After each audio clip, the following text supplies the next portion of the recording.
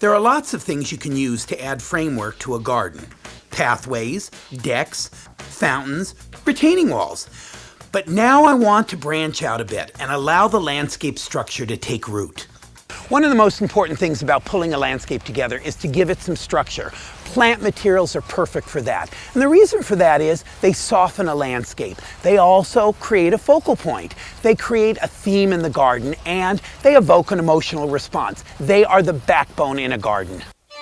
When we talk about structure, it's how the plant has grown and how it's been pruned. Now, this is an Alberta spruce, and the way it's been pruned, it's to create this nice formal spiral effect. What's so wonderful about this is this would be great in an Italian garden where you need some formality, or a French-inspired garden where you really need some structure. Topiaries can either be formal or informal, depending on how they're used. And many plants can be pruned to create the structure that fits your garden. Now here, rosemary makes a beautiful pyramid, but so does this Buxa sempervirens, or boxwood. And never underestimate the versatility of junipers, which in my opinion are structural stalwarts.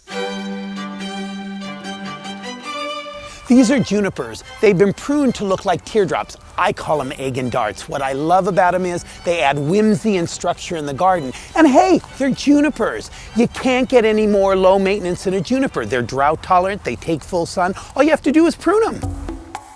A twice-yearly pruning schedule will keep most topiaries nicely manicured. Hey, check out this juniper. It's a shrub that's used as a ground cover. Here, we've actually grafted it to a different rootstock to make a stunning focal point or a patio tree.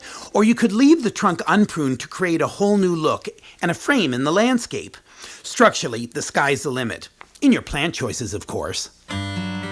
A traditional black pine can grow up to 50 to 60 feet tall, and it makes for a big pine tree. But these have been pruned over the years to look like a bonsai. What's so wonderful about these black pines, Pinus thunbergiana, is that they can be used in an Asian-inspired garden. What a great place to put over a water feature, or to accent with a grouping of rocks. And again, you can see the structure makes the garden.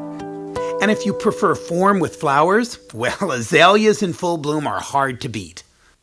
This is a traditional azalea. It's in the rhododendron family. It's acid-loving, and it has a beautiful, beautiful flower.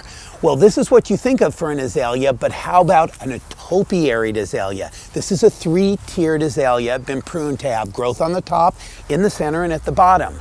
Wonderful addition of structure in a shaded garden. And again, you have the spring blooms to enhance it. There is a simple way to remember garden structure. Frame the space and you'll give it grace. Now there's a structurally sound concept.